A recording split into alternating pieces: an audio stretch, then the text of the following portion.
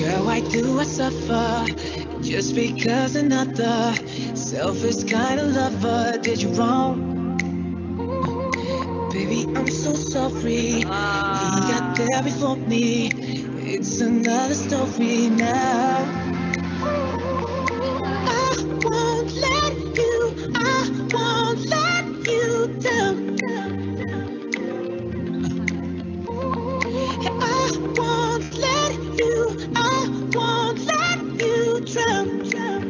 Ooh, baby. I won't let you down. I won't let you down. I won't let you down. I won't let you down.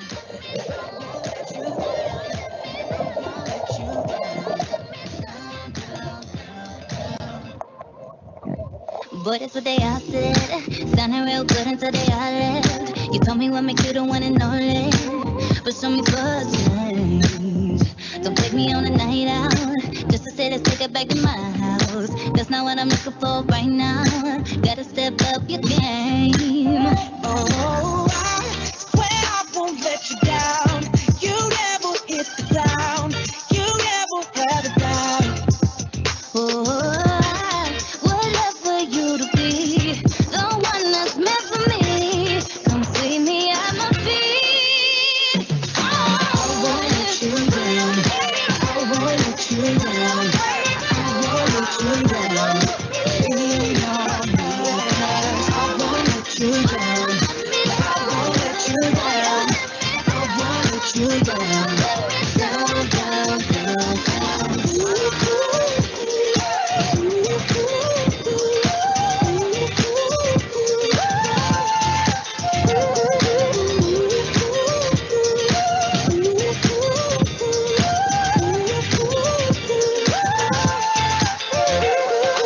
We could have everything. Love is all we need. Gotta take the lead.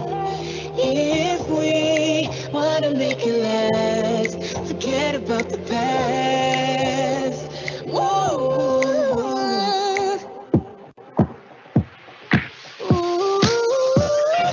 I won't let you down. I won't let you down. I won't let you down. Lean on me, 'cause I won't let you down. I won't let you down. I won't let you down.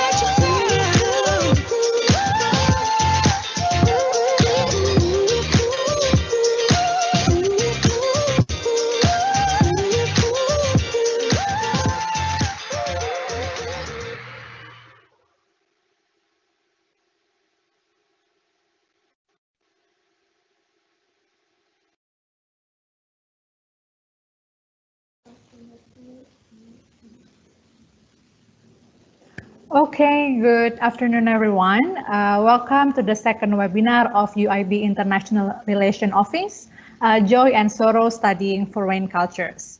So for some of us, maybe studying and living abroad may be kind of difficult. The reasons, one of the reasons is probably because of the language barriers. And today we have two speakers.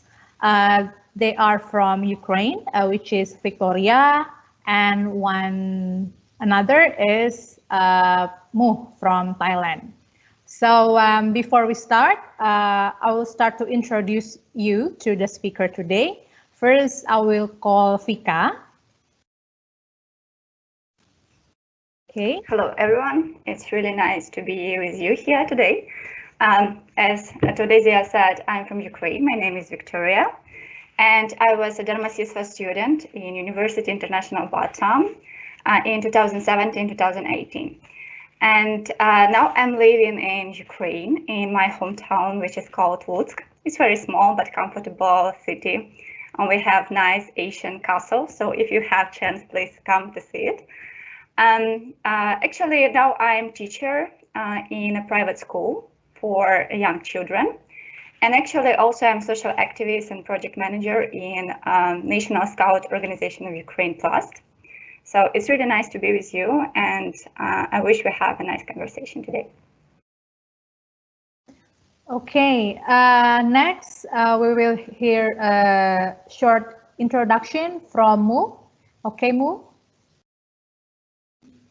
Hello everyone, my name is Pachara. My name is Muhammad. I'm from Thailand and now I am Darmasiswa student 2019-2020. And yeah, nice to meet you. Okay, so the speakers today, Vika and Mu. So they are Darmasiswa students. So Vika is Darmasiswa students in UIB in 2017. And then Mu is Darmasiswa students in 2019. And Mu actually is at Batam, right? Yeah. Okay. So before going further to our talk show, so we will watch 2 videos about Darmasiswa Republic Indonesia.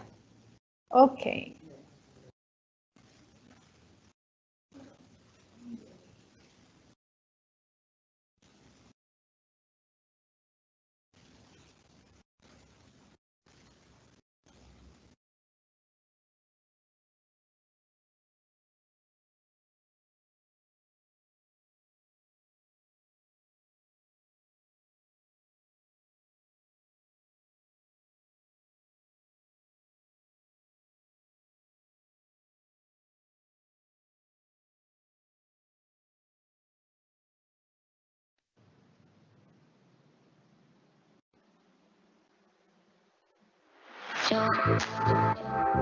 Hello, my name is Viktoriia and I'm from Ukraine.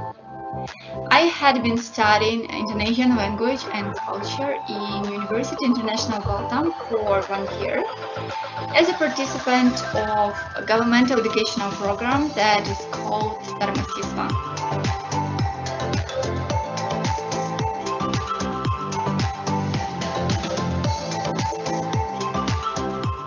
My name is Pachara.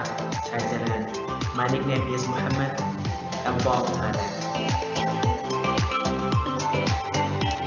I'm here to share with you my joy and sorrows of learning foreign languages. And to begin with, I want to say that Indonesia is not just a country of natural beauty and cultural uniqueness, but it is also a country of very kind people. So many people helped me and support during all this year that many of them become my friends or personal tutors. Darmasiswa program is a program that gives a scholarship to international students who wanna study about Bahasa Indonesia or learn about Indonesian culture. As a university, besides the learning of Indonesian language and culture, I also had opportunities to learn or to visit other courses. And in my cases, it were Chinese and English classes, as well as marketing. The university organized many events and many camps. For example, I took part in 3 camps with participants from South Korea, China, and Japan. And with them, I visited many interesting places in Batam. We went snorkeling to Nibur, beautiful island near Batam. And once I even had an honor to try to be an assistant of professor and to teach Indonesian language to Chinese students. I choose UIB because of that word. Because I think if this is an international university, I can improve my English skill, and that's true. Because before I came here, I would like to say I couldn't be able to speak English like this. Yeah, and somehow some grammar still wrong. But when I came here, I improved my English a lot. I should say that this experience of learning foreign language in another country make people more tolerant, more open-minded and knowledgeable. Learn a foreign language is not just from books or via the internet. It's more efficient that you live in the native speaker environment and you learn this language. It makes you more fluent. Visited a lot of places tourism destination, such as Ocarina Beach. That beach is very, very beautiful, and you can see Singapore from that beach also. Now I think that it was priceless experience and I hope you can use your experience. I have a wonderful life in Indonesia. Thank you so much. Semoga sukses. I wish you good luck.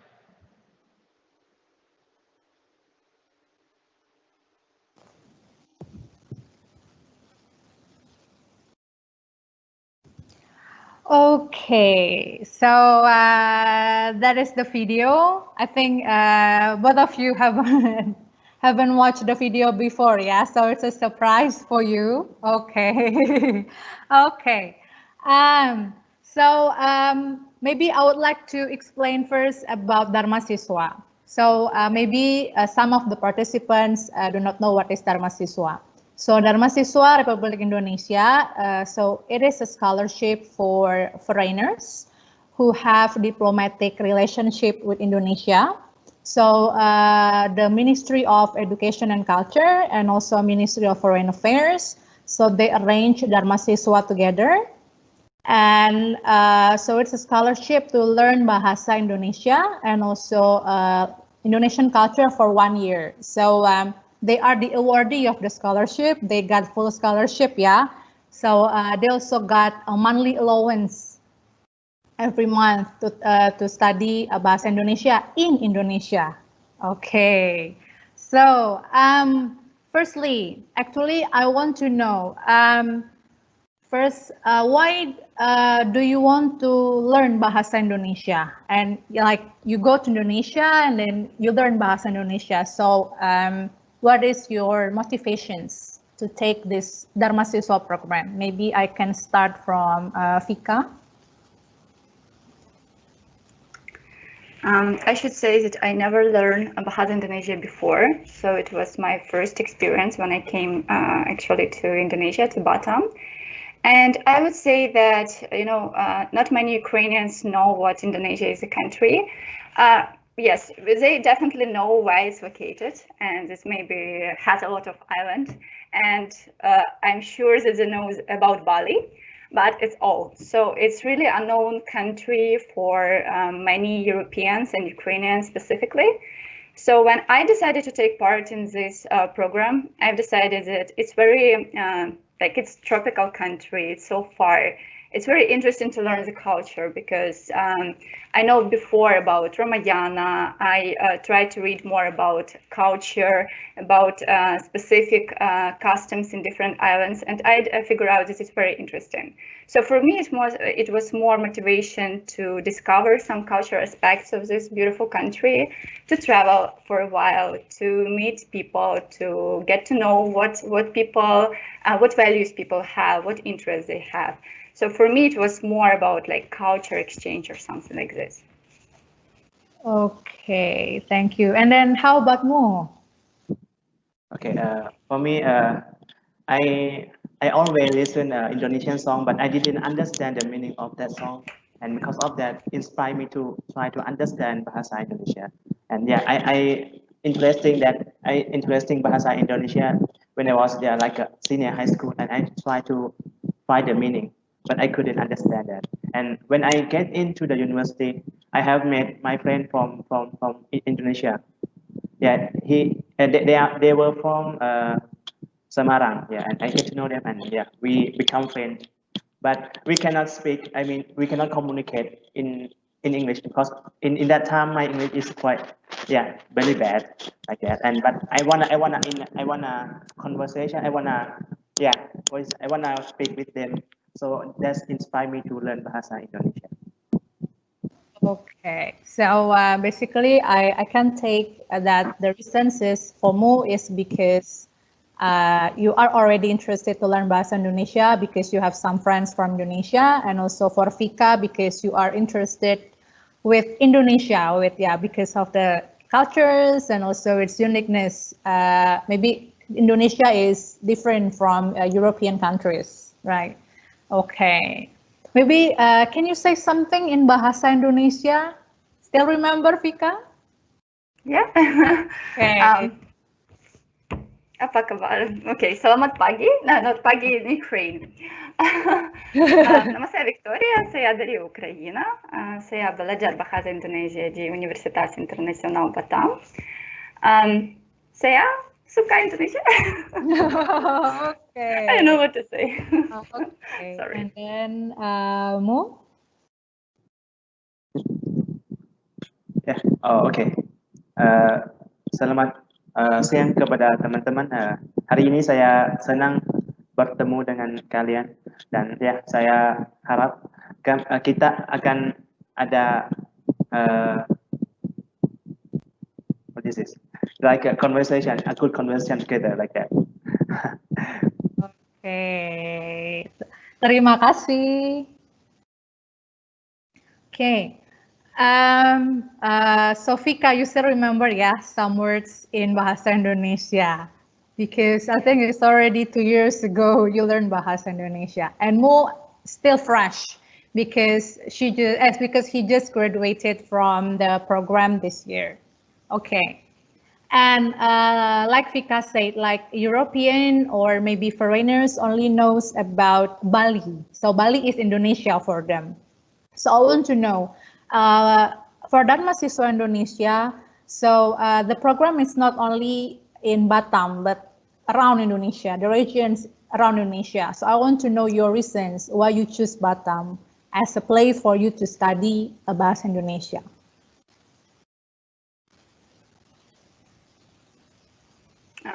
I'm first, right? Yes, you're first. Well, I should say that I definitely didn't want to stay in Bali because I knew that it's very touristic place and I can go there anytime because there's so many tourist packets, and you can go there every time. So I tried to find more place where I can deeply understand the culture, or I don't know, to learn something unique. Not just because many resorts or many tourist places are all the same. And actually also about Thailand, it's very popular among Ukrainians, about Europeans. And for me, I like to take backpack and go to discover places, not just stay in the hotel or something like this. So when it comes to Batam, I would say that I didn't know many information about different islands. So I just look at the Batam that is located near Singapore, and it's a part of free trade zone between Malaysia, Indonesia, and Singapore.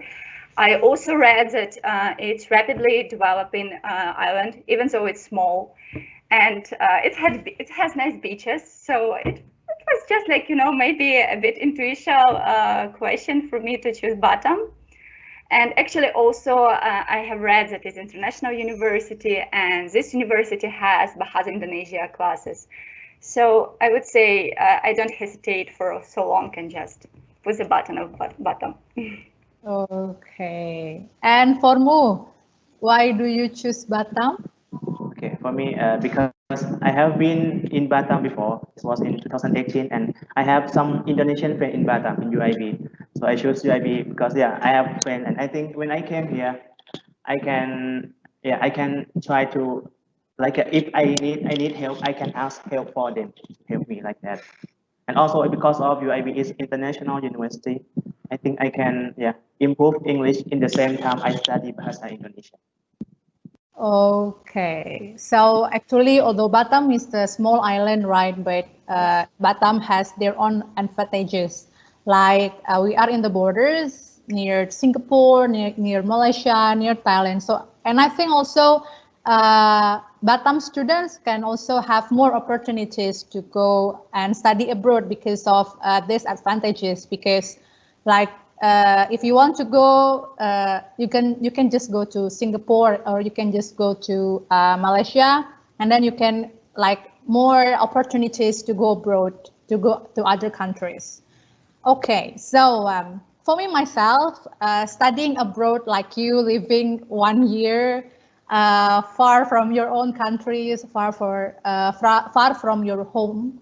So what kind of challenges or what obstacles did you find during your study and stay in Batam for 1 year? So I want to start from Mo. Okay.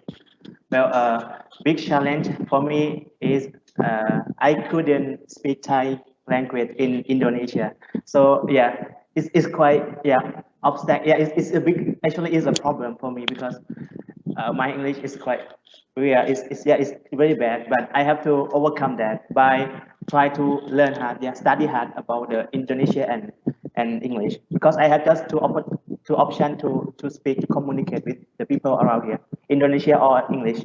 So yeah, that is a big challenge in my life. Yeah. Okay, and then maybe Fika. Well, I think as Emu also mentioned, language was one of the obstacles because I didn't know Bahasa Indonesia. My English also was far from fluent level. Actually, now also, but in general, I also come with this uncertainty how I will communicate with people and how I will get on with them, like because and for me actually it also was culture differences. Because it's so far country and attitude, habits, and even relationship between people are different from like European maybe countries, Ukrainian and Indonesian. So culture differences and language, I see them as an obstacle. But actually for a few first months after, I think it's overcome. Yeah. Okay, so I think most of the problems when foreigners come to other countries is language barriers and cultural differences. For language barriers, for Darmasiswa student, maybe you can handle it because you are learning that language. And Yes. then about cultural differences, I think this is also mostly happen like the international office also mostly come up with those problems with foreign students and Darmasiswa students because of the cultural differences. So maybe you can explain more about the cultural differences that you face, maybe the differences between Ukraine culture and Indonesian culture that might bother you while the program, and also maybe although Thailand and Indonesia is still in the same regions in Asians, and also in Batam, also in Malay culture, but I think there are some cultural differences that you might face during the program. So maybe you can mention the cultural differences, and maybe you can also explain how you try to overcome those cultural differences. I will start from Mu. Okay.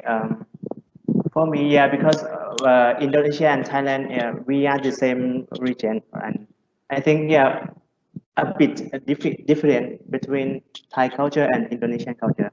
Like maybe it's like for me, I always go on the time. I mean, yeah, I have, what is it? How can I say that? I don't want to be late. Yeah, when I have appointment with someone like that, and after that it's about. So when I came here, I have a international friend, and the one thing I was shocked when I see them do that, like they chew bone. Yeah, in my life I have never seen people or person chew bone, the big bone they chew. Yeah, with with the teeth. That's very, yeah, I was shocked in that moment. Okay, and also, yeah, in Thai, we also try to use, when we meet a person, we try to use and say sawasdi, say hi to them like that. I think this is different. Yeah. Okay, that's all, yeah, Mo. Yes, that's all. Okay. Thank you. Kind of funny about the bone. Okay. Okay. So we will move to Fika. Maybe you can mention some cultural differences you find. Yeah, I will mention some because there are many of them, and not all of them bad or negative. There are many positive also. But I will mention that you probably know that in European culture, all people are so independent, right? They have their own opinion on everything. Maybe it's a bias, but actually I think it is, because we are nurtured in this way that we can have our opinion and we can stay this opinion. And when we came to Indonesia, and we had some certain rules, right, which maybe in our logic seems not very logical. For example, we were not allowed to drive a bike or go somewhere alone at first. After everything was figured out and we were allowed. But in first, and I understand that it was organized because university took responsibility of us, right? They feel this responsibility and they care about us. They also understand that we come to a new country, we may be not familiar with their culture, and there can be some issues for us. But to accept this, that we are not allowed to do something. I mean, not about like clothes, that we should wear clothes with a long sleeve. It's acceptable because we understand that we come to country with other religion and other habits. But like to be eliminated with some movement, or to ride, for example, drive a bike, it was something like, why? I am already 25, I'm not like 16. So it was maybe difficult at first, but after you just understand that this culture difference and you should accept this. And I would say, I would also mention one culture which may be difficult to accept for Indonesians when they come to Europe or to Ukraine. Maybe in Ukraine not so much, but in Europe. What I experience in Indonesia, that people are very open-minded, they're very kind, they are ready to communicate with you. But when you come to Europe, you maybe feel a bit uncomfortable, because European people, they are not so warm, welcoming. I mean, if you are smile, because everywhere I go, I always see the people with a smile. They want to communicate with me. They have so many questions. They want to make picture with me.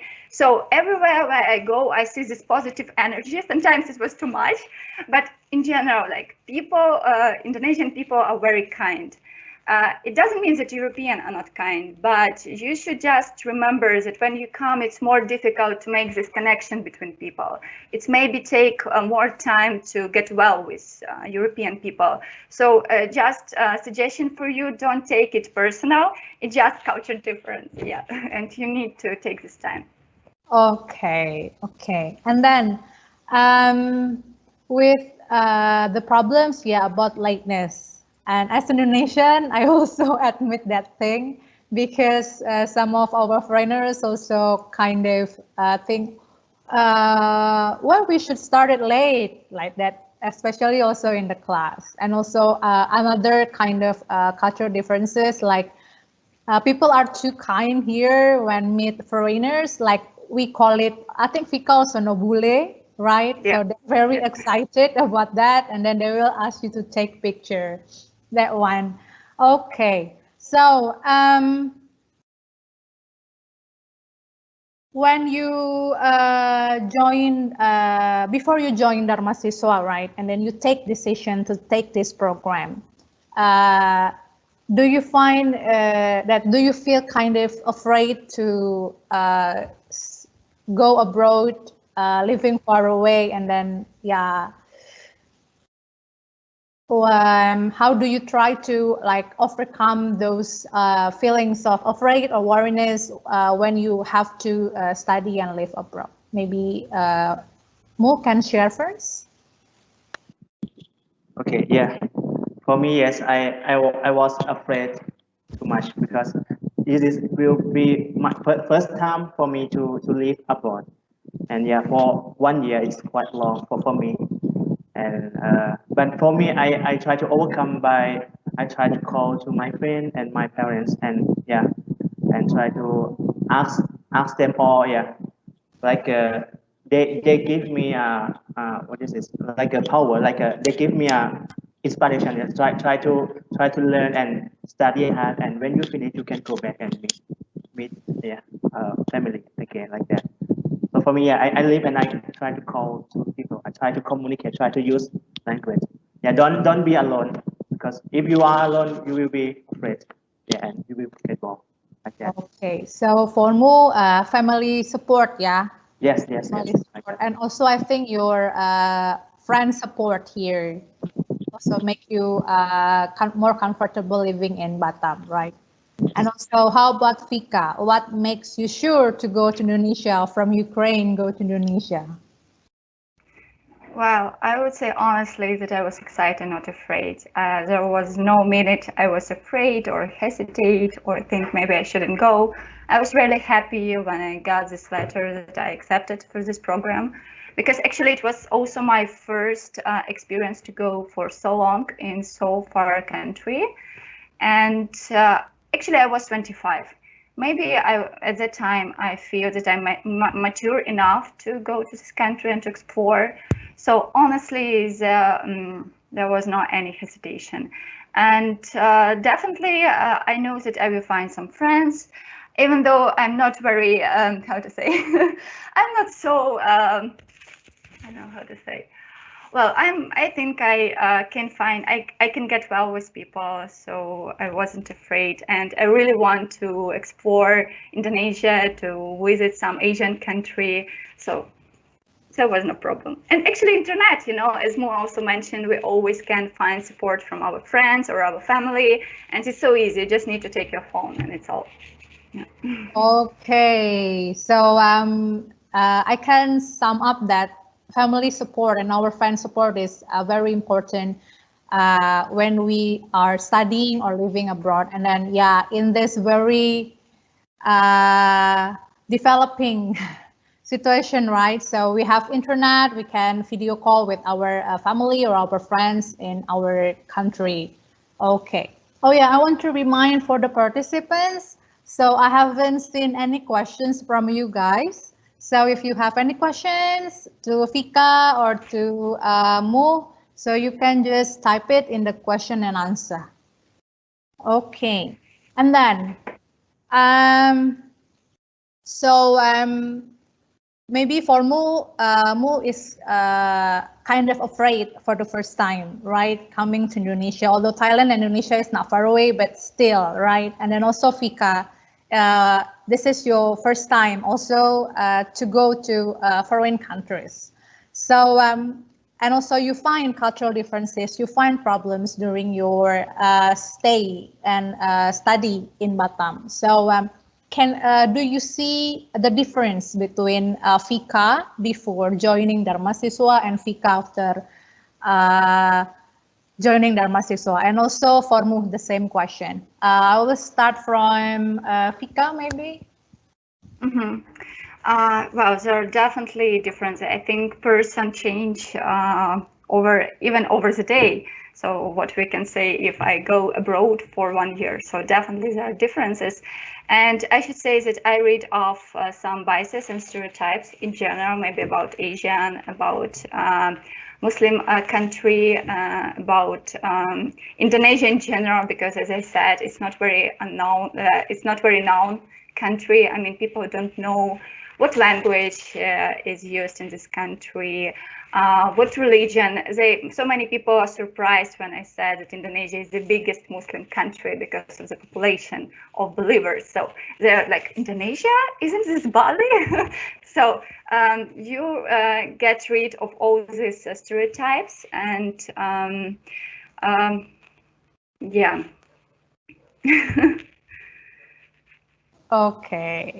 Okay, I can, let's say in other words, you can learn more about cultures and also you try to respect and be tolerant with the cultures in the country where you study, which is Indonesia. Like Indonesia is a Muslim country, which is very different from Europe. Like that, Vika? Yes. Yeah, Yes, be yes. respect with. Yeah, I think respectful, more tolerant, and even open-minded. Because when you communicate with people, many people can afraid something because they don't know about the nature or features of this religion or this culture. So when you come to foreign country, you communicate with people and you ask the question. You don't afraid of asking the question, right? You will start to understand the values, why people think so. You learn about historical background, you learn about cultural background, you learn how other countries influence the development in this specific country or this specific region. And you understand many tendency, global tendency, local tendency, why there are some conflicts or why there are, I don't know, not conflicts, but like those countries communicate well with each other. So I think people become more open-minded and tolerant in general. Okay, be more tolerant and open-minded. Okay, how about Mo? Okay, well, for me, yes, it's different before and now, because for now I feel like I don't be afraid to speak English or Indonesia, and I also open mind. I can speak with whoever who wanna speak with me like that. And also before, I think I would like to say I have less experience, like but when I came, but now I have a lot of experience in Indonesia, and also in I have met a lot of international friends in here, and and I have heard a lot of languages in the world. That is very wonderful in my life. Okay, so for Mo, for yourself, so you are more confident, especially to speak English, yeah. Yes. And then I think also be more independent and also open-minded. Okay. So we have already talked about like the hardest part, like living in foreign countries with the language barriers, with the cultural differences. But I believe that both of you have best moments or the joys during living and studying in Indonesia. So what are your joys? What are the happiness thing that you can find during your stay in Batam? So I will start from Vika. Wow, there are so many. I think I need 1 hour to tell about all of them. But I just want to mention that relationship between professors and students in Indonesia is so different. I feel this is my personal tutors, and sometimes it's my ibu and bapa, not like teacher, professor, because it was so easy. Our professor can just come to us, bring us some tea, or take us to the restaurant to have dinner together. So for me, it was like amazingly warm moments, and I feel that I can come to them not just to ask about some academia questions, but personal question as well. I met a really nice friends there, and we still communicate, and they're like my best friends for life. I visit so many different places. I dreamed to visit Prambanan, Borobudur. I've been in Java. I visit Sumatra also because of support of university, and I had this experience to not just to learn another language, not just develop as a person, or as a student, but also try to practice this tolerance attitude towards other people, also to travel, to visit so many places, to communicate with foreigners, to communicate with native citizens who are also so warm, welcoming. So there are many of them. And actually, I also tried so extravagant food, right? Meals that I have never tried in Indonesia, in Ukraine. For example, durian. It's hardly to find durian in Ukraine because it smells and you are not allowed to bring it in the plane. So they're not durian in Europe. It's something so unique, and you can try it in Indonesia. So there are many moments of them. Yeah. Okay, and then how about Mo? What are your best moments? Okay, the best moment during being a Darmasiswa student, I would like to say the liburan the holiday in Indonesia, during the study. Like I have been in Bali, and that is a very good place in Indonesia, and I would like to say I enjoy that moment. I very enjoy, and also it's about the relationship with my friend here and docent di sini. Yeah. Okay. So I also want to know, you are learning Bahasa Indonesia language. So seems like you are only learning and learning and learning, right, in Indonesia, in Batam. So maybe you can mention like what kind of activities that you can do Indonesia besides learning Bahasa Indonesia. For example, like maybe Vika, you can go like in the video, you also go snorkeling, also like Mu, you also go to, you do like kind of community service to remote island in Batam. Maybe you can mention also other activities besides learning Bahasa Indonesia in UIB. Maybe Tumu, maybe? Okay. Well, besides learning Bahasa Indonesia, I have joined the group to make activity for students. Like that group is from student UIB. So it's like I forgot the name of that group. Yeah, but we went to the Pulau Mecan, Pulau Mecan untuk what is it? Yeah, we make an activity. We did an activity for the children like that.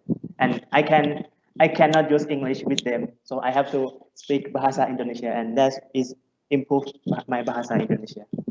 Yeah. Okay, go to Pulau Mecan, ya. Yeah, correct. Mecan is other island in near Batam, yeah, and you need to go by small boat to go there. Yes. Okay, and then again the same question to Mu.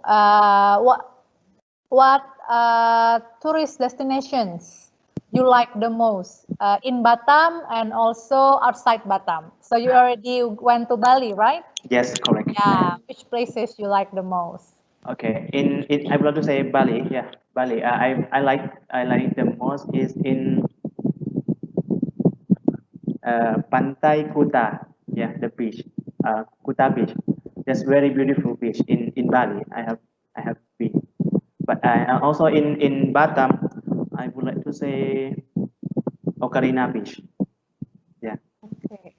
Ocarina Beach, yeah. Okay. And then about Vika. Vika, what kind of activities besides learning Bahasa Indonesia that you do in Batam? Well, there were many of them. First of all, university organized also community services, and for me it was interesting because I'm a social activist in Ukraine. I took part in many volunteers projects in Ukraine, so for me it was interesting to see how it works in Indonesia, what is the targets of these community services. For example, we go to jail, teenagers jail with students of the law faculty in University International Batam. We went to one of the region in Batam and had a seminar of empowering women.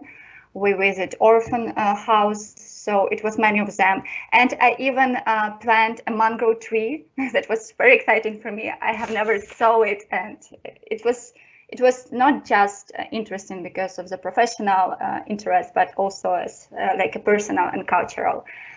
Besides, also we went with my classmates to Sumatra to represent university in public schools, and I met students, pupils from the school. It was really nice experience because they were so excited that Bole come to them. And I also had an opportunity to see the natural beauty of Sumatra. It's a very beautiful island. I hope I can one day return to Sumatra as well. And actually, we also have liburan. Yeah, we went to Java and tried to explore it more with Yogyakarta, with all these sightseeing and tourist destinations. We were to Bandung because we have a friend there. So there were many activities. Also, we tried to explore Batam. We went to Bintan and visit some places there. We go to Pantai Rano. I know that now it's so developed and it have another look than it was in 2017, but at that time it was also very beautiful island. And yes, we also went there even with our teacher of Bahasa Indonesia. So yeah, many activities, and they all priceless, honestly. Okay, so seems like Vika already like visited almost tourist destinations in Indonesia, yeah? I haven't been to Bali. You haven't been so to not Bali? yet. Not yet. Okay, okay. So from all the places you visited, Vika, so which places you like the most in Batam and also outside Batam?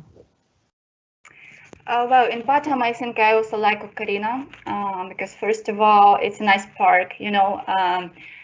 It's part of my culture in Ukraine. We have many parks, squares, and people just go there to relax, to have a walk. In Batam, maybe there are not so many parks because it's also culture aspect. I mean, it's not so commonly used. So Karina was for me a place for renew the energy, to relax, to have a nice time with my friends. So I really like Ocarina. And about Indonesia, I think I really like Yogyakarta. It's an amazing place, and I think it's cultural capital of Indonesia, and you can learn a lot just from visiting this city.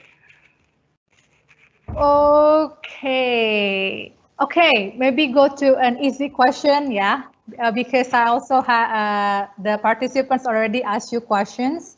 Maybe we can go to the easier questions. What food do you like the most, Indonesia? Because Indonesia has the unique food, right? Okay, maybe I want to know from Vika because Ukraine food is different from Indonesian food. Too different. Well, I should say that I definitely like fruits, all kinds of fruits, and it's amazing. Mango is so tasty in Indonesia. I have tried rambutan, papaya, bananas we have, but sirsak, it was also my first time when I tried. So I really like fruits and seafood. But if we talk about meals, I like nasi padang. And martabak is so good. It's so fat, but it's so good. So there are many meals, and I would say that I think Indonesian cuisine is so rich. It's differ from island to island, and even from region within island. So there are many tasty food, but nasi padang is. And I really like kuitiao. Sorry that I don't mention it. Kuitiao is perhaps the most tasty noodles, rice noodles for me. Yeah. Okay, nasi padang lovers. Okay, do you like durian, Vika? Yes. I would say that it's not my favorite fruit, but I'm in this 5% of foreigners who like durian, who can eat it, and who can enjoy it. Okay, great then. Okay, how about Mo? Okay, well, for me, I would like to say I like bakso sapi.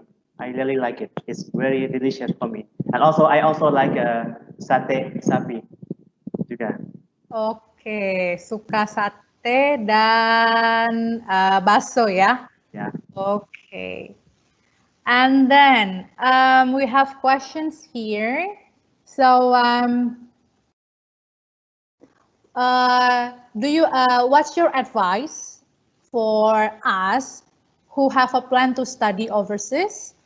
Like the tips so we can adapt easily to the local people. Okay, we can start from Vika. Yes, I want to say one more time that just don't take it personal if people not get well so fast with you in a foreign country, because Indonesians are so warm, welcoming, and kind, but in other country people just like to keep distance for some time. It doesn't mean that they are not kind. I think that mostly people are kind, right? But you just don't take it personal. Just give them time to discover more about you. Just give time to make this relationship, friendship, like with the time. It's my first tip. And second tip, I think you should read about the country before. You should learn some cultural aspects, some religious aspects. For example, as you know, like you definitely know, but what I learned before I go to Indonesia is that, for example, I shouldn't give the left hand, right? Or give something with the left hand. It's not common in Europe at all, and many Europeans do not understand why you can be offended of this. So you should also learn about some of these aspects when you come to another country. And also, you shouldn't forget that maybe as Indonesia is a Muslim country, so women can be act more calm and they dress like we cover their body, right? So when you come to country like European or American, you should be ready that women, of course, can act differently.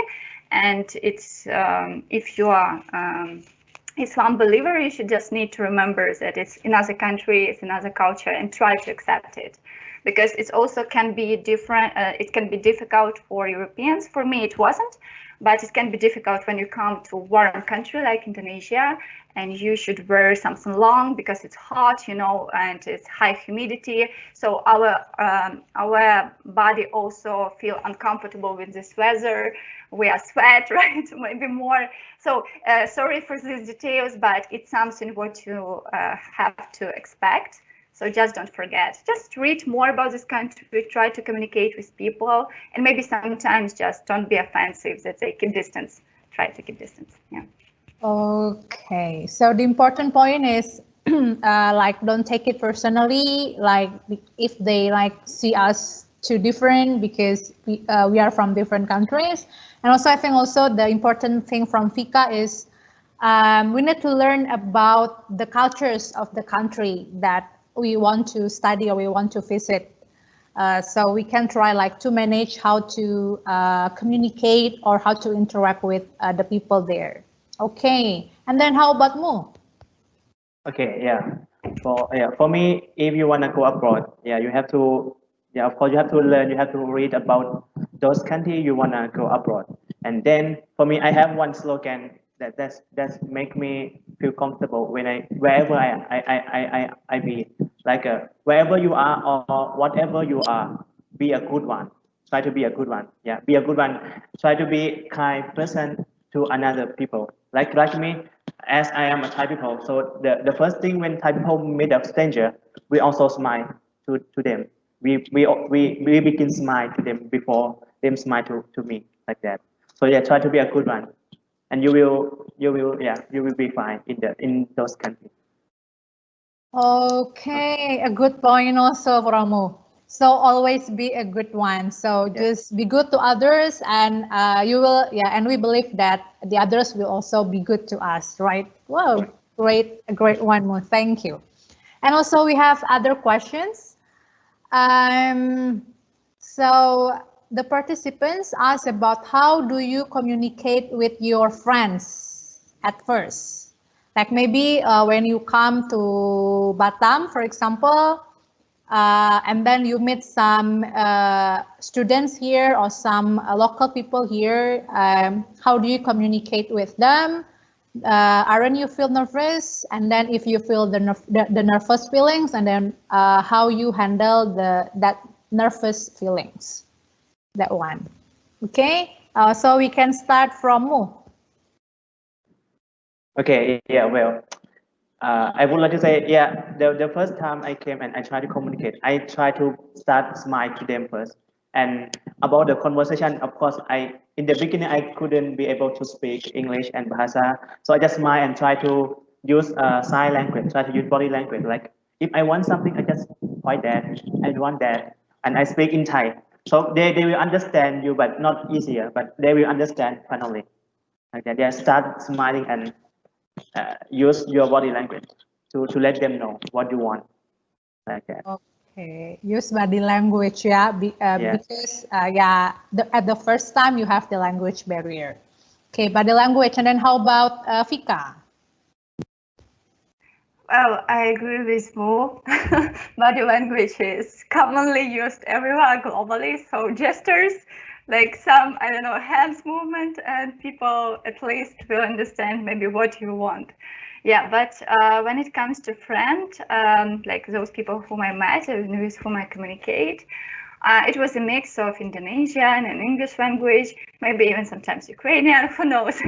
But it's also, you know, it's a mix of language. But I think when you are keen, when you get well with person, this person can understand you even without words, you know, just with your face expressions, or even, I don't know, some energy you give this person. And you ask how to deal with some stress, right? When you feel stressful, in order to communicate with someone, just breathe, you know, just make a long inhale and everything will work. So don't worry, because this person definitely also feels stressful when it comes to communication with you. So just remember about it and don't worry too much. Okay, thank you. So don't worry too much, yeah. We still have another language, which is body language, body gestures. So we can still emphasize what we want to emphasize, how we want to communicate. And also we have other questions. So this is about studying English.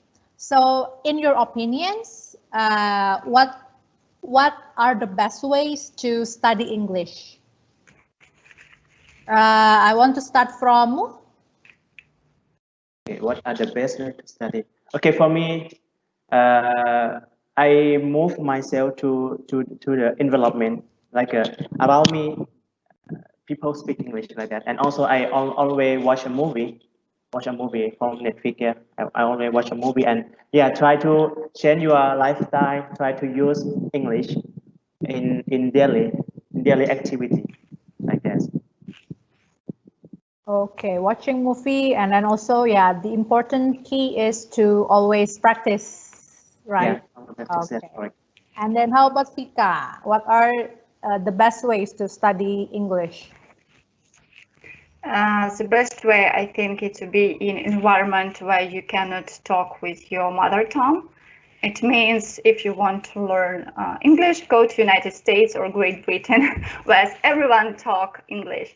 If you don't have this opportunity, you can go to another country. For example, as I came to UIB, and all tutors, students can communicate with English. And even though they're native speakers, right? But you can still practice, you can still learn. And it's also really helpful because one more time, you cannot use your own language. Because if you live in the environment where you can use your language, you will always like hesitate. Well, I don't know this word, so I will say it in Ukrainian, for example. But no, if you are in a foreign country, you need to find a synonym, for example, right? So you are more forced your brain work in that way that you can figure out the way, but you cannot use your language.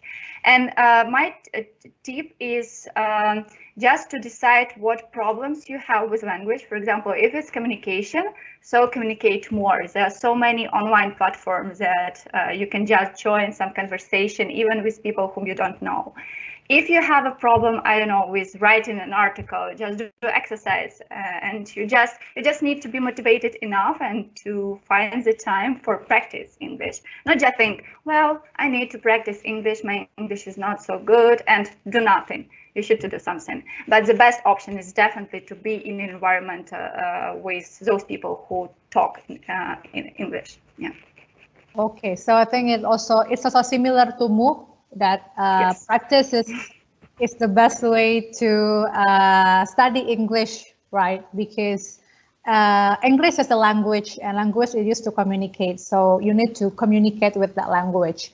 And also, it's also a good idea from Fika, like we need to be in foreign countries, like although it's not in UK or in US, but yeah, in a situation when we are forced to speak English. Okay, that's good. Okay. I want to ask questions about, can you share us like some tips and tricks so we can successfully study and live abroad? Okay, so tips and tricks so we can successfully studying and living abroad. So I want to start from Fika. I would say I don't believe there are any tricks. I don't believe there are any tricks everywhere. You should always be a hard-working person. Unfortunately, in this life and maybe in our generation, there are no easy ways. But I think it's not a big problem to study in a foreign country. Of course, you are worried how it will be works. But the best tip is just to communicate with locals, ask questions, ask your classmates, maybe who are native in this country, who are citizens. They will help you. Don't hesitate to ask your professors or your tutors, even though, as I mentioned before, maybe they are not so open, right? I mean, maybe not open, not so warm with communication with you. They can be looks more strict, definitely in Europe.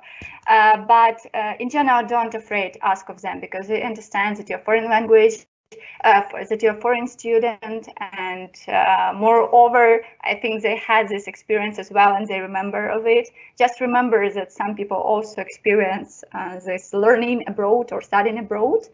And definitely there are now many resources, there are many I don't know, blogs or articles when people share how to survive in the country, right? You even can find information about the prices of food or apartment in those countries. You can also find via Facebook, for example, some events that have place in that country or your city. And I suggest you visit as much events as you can, go and communicate. Don't be afraid, because the faster you will socialize in this society, the better it will be for you. If you will just stay in your dorm and just studying, it will be really hard and it will take maybe half a year to feel comfortable. So don't be afraid and just go forward.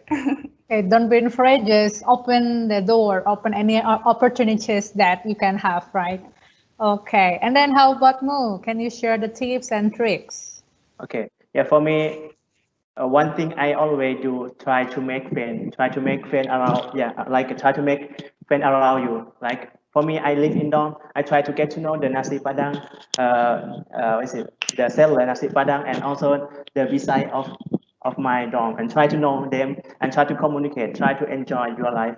But the most thing, you have to be like a hard worker. Yeah, you have to study hard and try to join the society around you. Try to use the language. You will be succeed faster. Okay, so yeah, like we have discussed before, yeah, just like we need to communicate more, we need to interact more, and then we need to be friends with, at least with the people around us. So like we will not be alone in the countries that we studied. Okay. And then, okay, so Indonesia has the program like Darmasiswa and then also other scholarship programs for Indonesian students who want to study abroad. So do you have any informations maybe about, maybe there are opportunities also for Indonesian students to study in Ukraine or in Thailand, maybe the similar program like Darmasiswa? Is there any opportunities for that? Maybe start from Vika. I would say that Darmasiswa is a kind of unique program, and I think it's hard to find something similar that you can be awarded with a scholarship and you have an experience to learn language and culture, because there are definitely some language courses all around the world and you can go, but you should pay, right, for these language courses. So it's a really unique program, I believe. But I find for you some websites on which you can find some programs. And if I may, I will share the screen. It's okay? Oh, yeah. Okay. Yeah, okay.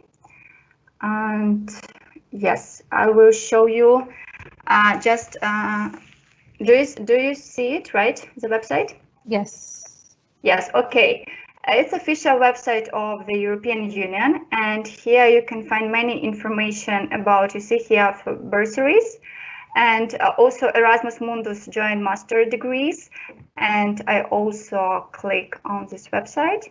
What is Erasmus Mundus? Erasmus Plus is actually, in general, it's a large networking of youth policy in European Union, and Erasmus Plus include not just education in university, but also some cultural exchange programs, some training, some workshops. So you can find many information here, and it's not just about university, as I said. It can be some, I don't know, workshop for 2 weeks or for 1 month. So I just suggest you to visit this website, Erasmus Plus. And Erasmus Mundus is a master program where you can get a full scholarship for your master degree.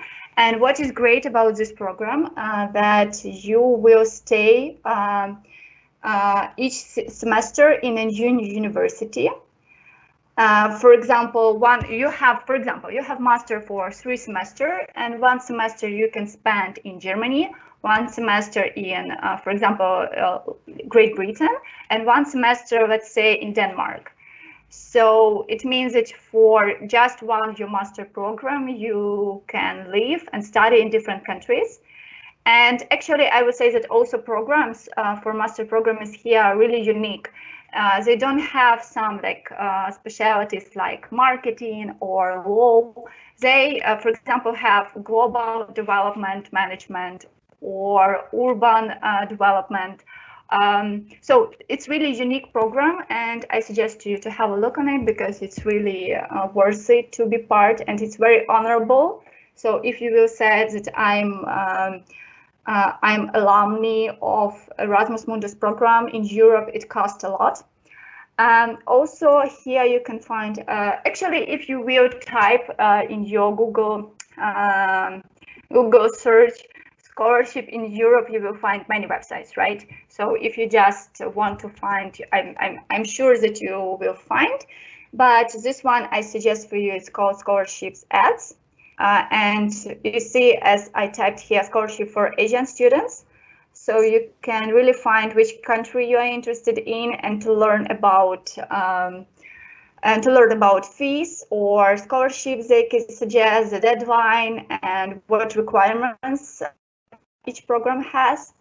Also, this is very famous website, and probably many of you know this, study portals, and they, well, here you can pay for your account, but actually I would give you a trick, one trick, so there are tricks, some tricks there is, right, there are.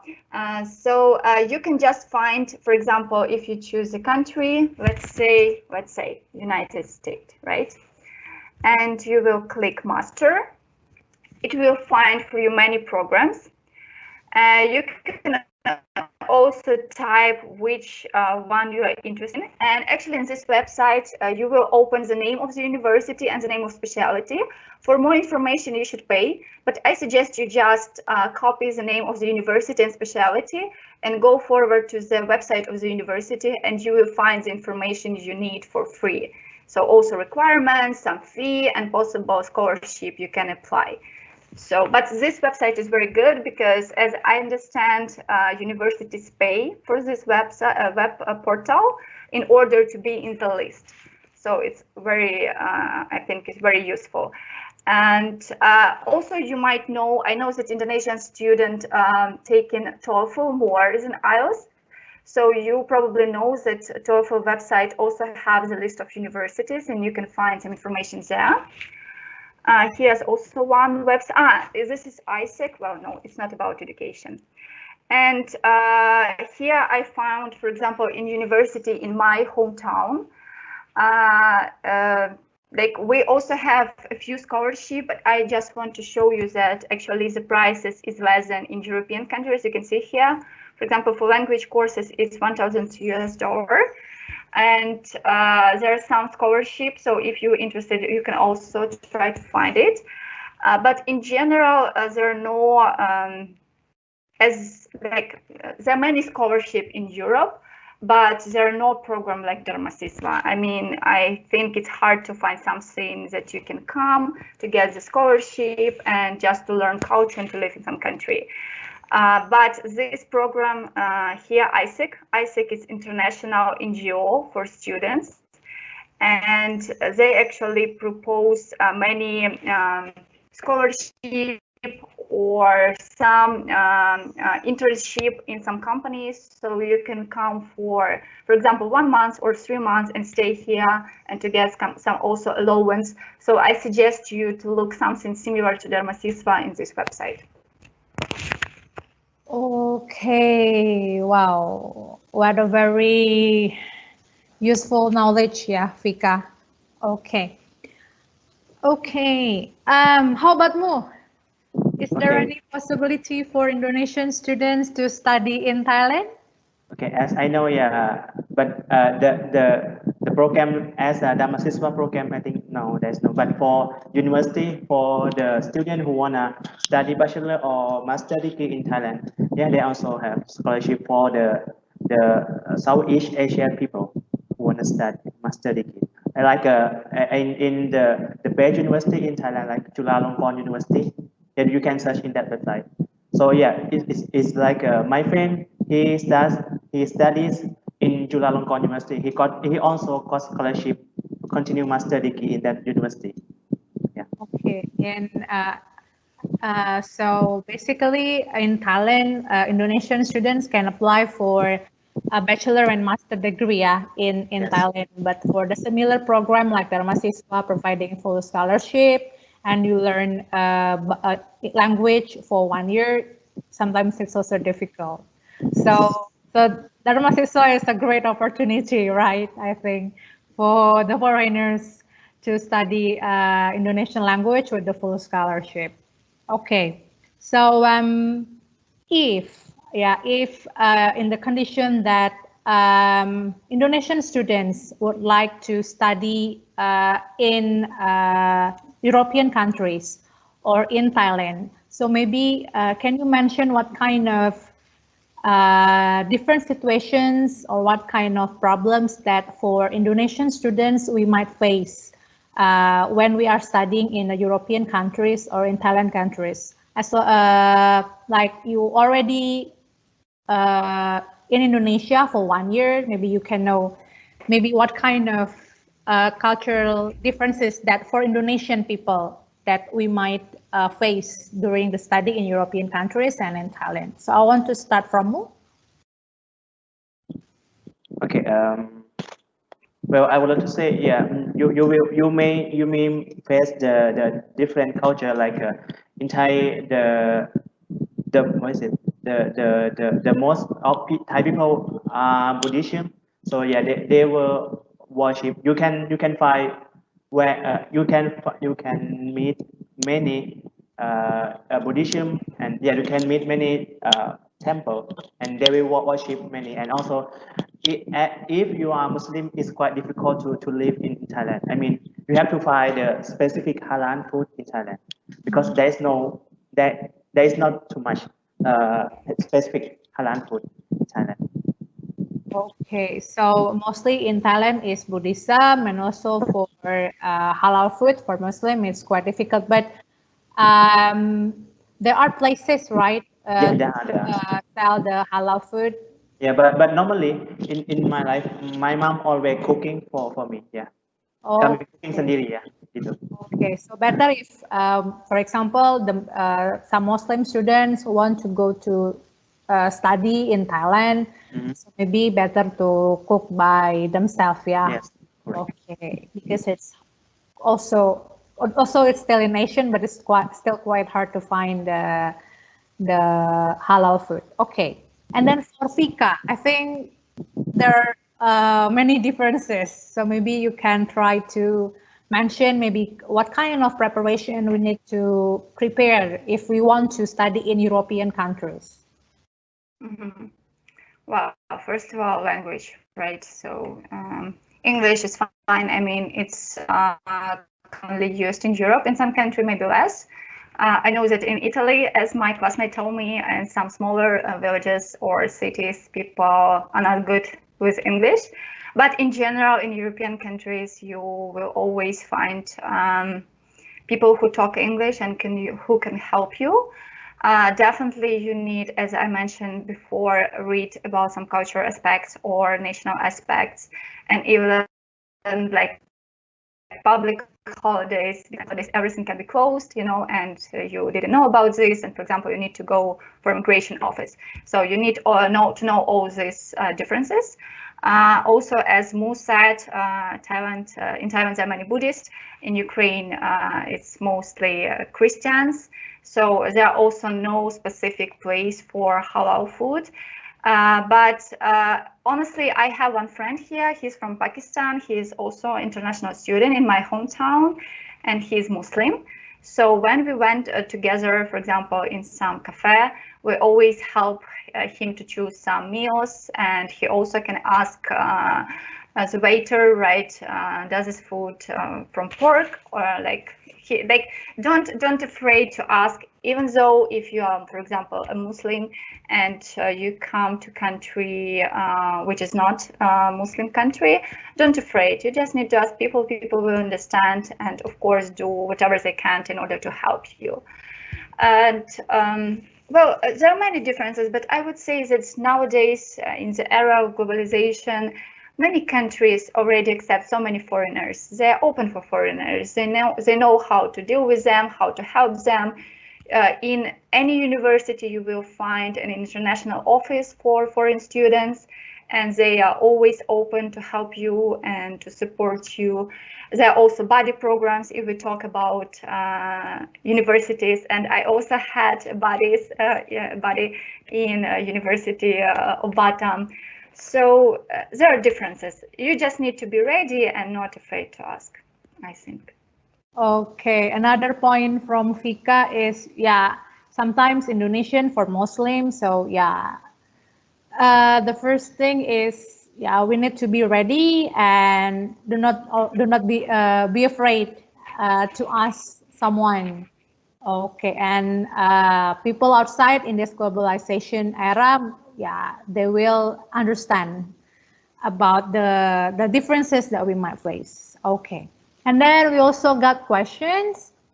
What is your biggest culture shock when you study in Indonesia? So what is your biggest culture shock when you study in Indonesia? Okay. Okay. How about Vika? Already think about the biggest. I need to think. There are some. Okay. How about you? Okay.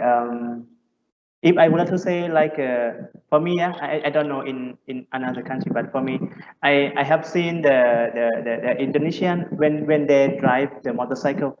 That is very fast and very like a like that's small to pass. They can pass, but in Thai, not common in Thai. Yeah, for me. I think that is very, yeah. I when I see that, I was shocked. Okay, so there are many racers in Indonesia, yeah, in Batam especially. Yeah, like a small. So there are small space, and then they try to go through that space. Yeah, correct. Okay. Okay, and then Vika, what is the biggest culture shock when you study in Indonesia? May I mention few because I cannot choose between them? Oh, yeah, okay. Maybe it will be useful for those who will come to European country, to Ukraine. It will help them to understand why it was shock, and they will also ready for shock maybe in European countries. I agree with more traffic. It's crazy, and people, yeah, I will agree, and I will not continue to explain, because in Europe people don't drive like this, or everyone follows the rules. Okay, there can be some breaking rules, but in general it's not like in Asia and like in Indonesia. So don't be afraid that I mean, I was afraid when I crossed the road, but in Europe you shouldn't be afraid in general. One big shock for me was actually bathrooms, if I can talk about this, because it's different from those we have in Europe. I mean, for example, that we need to take shoes, right? And the floor can be wet. So it's difficult to accept, because we have like different public toilets, and for example, if you go to mosque, you see this difference. And also bathroom, for example, we have shower with a hot water.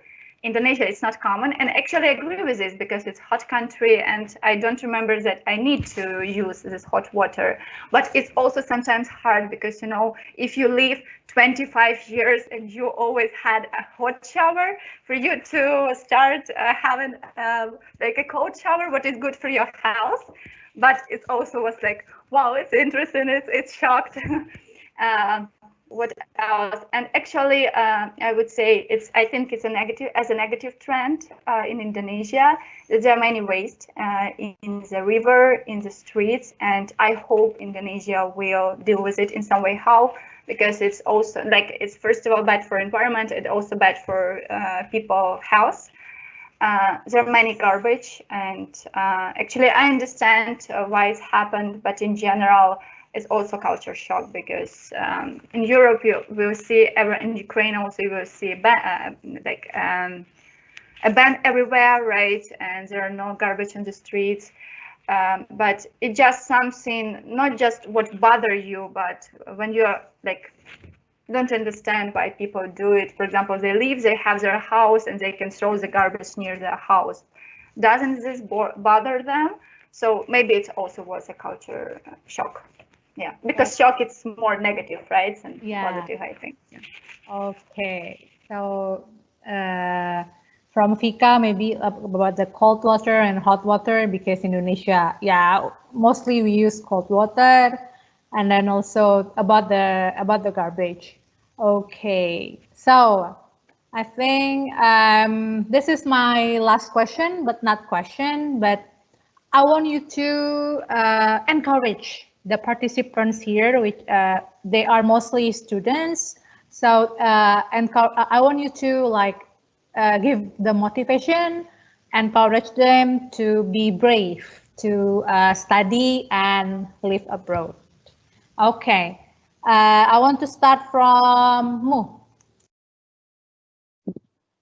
Okay, well, I would like to give a message to encourage all of you about the people who want to study abroad. So the first thing, you don't be afraid to go abroad, because you don't know in the future what will happen to you. But when you go there and when you face that, try to be a good one, and try to be kind people with the people around you, and you will get the good thing back to you, like that. So for me, and also try to learn about the culture of those countries you want to go. Try to learn how to live there. Try to learn how to live there without your parents, like that. Okay, so still, so be good and be good to others, and the others will be good to you.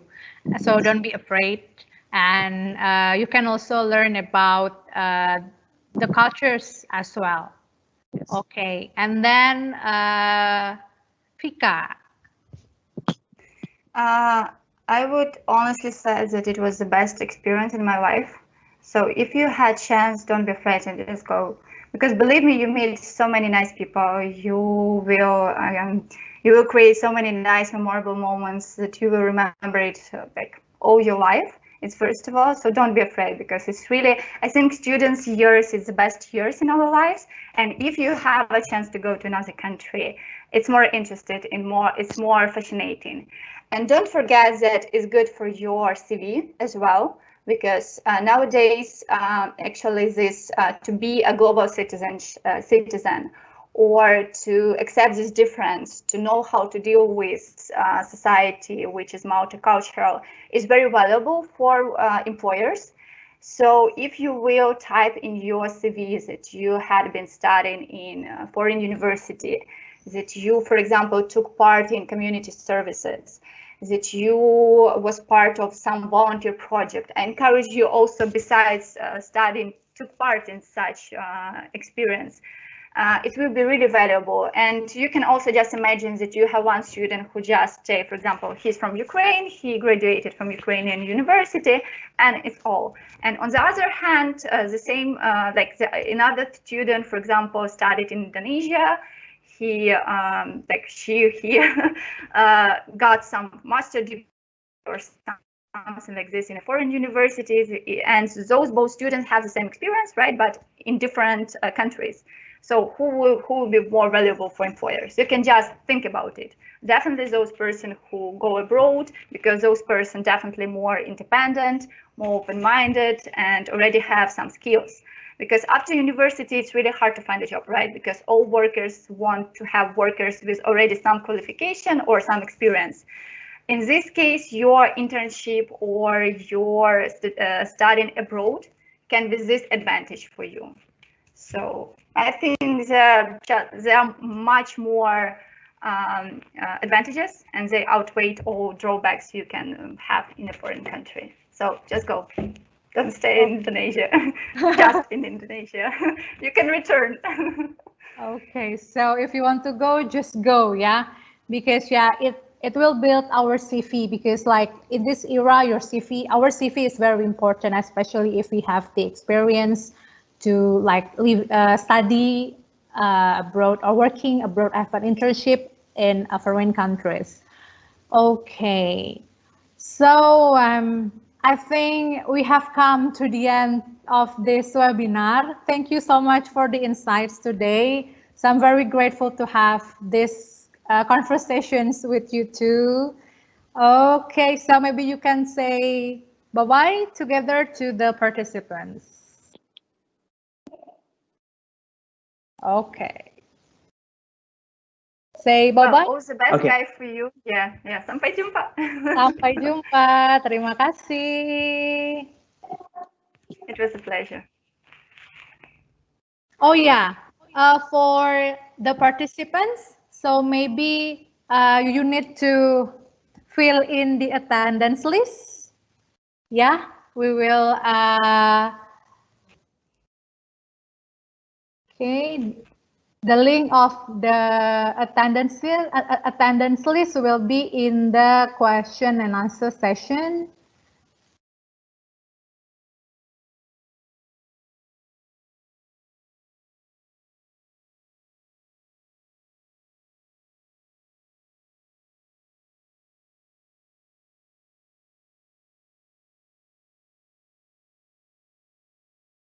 Okay, so please fill in the attendance list to indicate that you attend this webinar. So I will give you 5 minutes, and after 5 minutes, I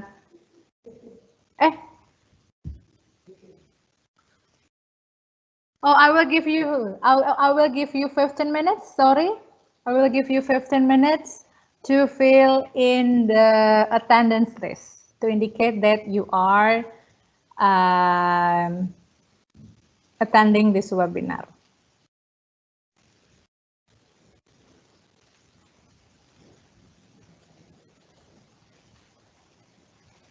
Okay, for Move and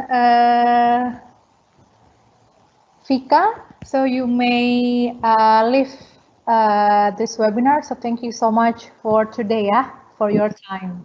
Okay, thank you. Yeah, thank you that you invite us. It was a pleasure to see you. Yeah. Bye. Have a nice evening. Have a nice day. Have a nice weekend. Thank you. You too.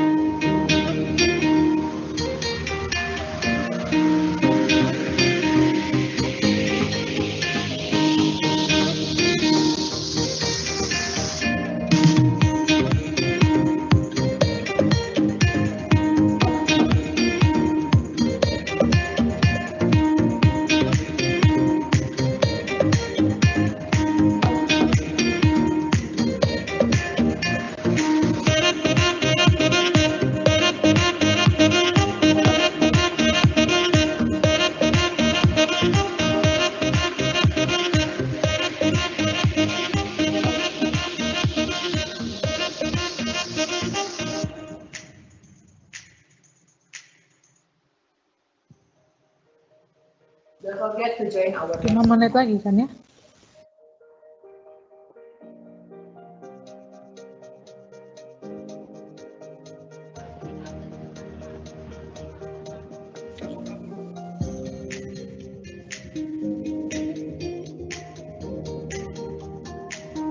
Okay, everyone.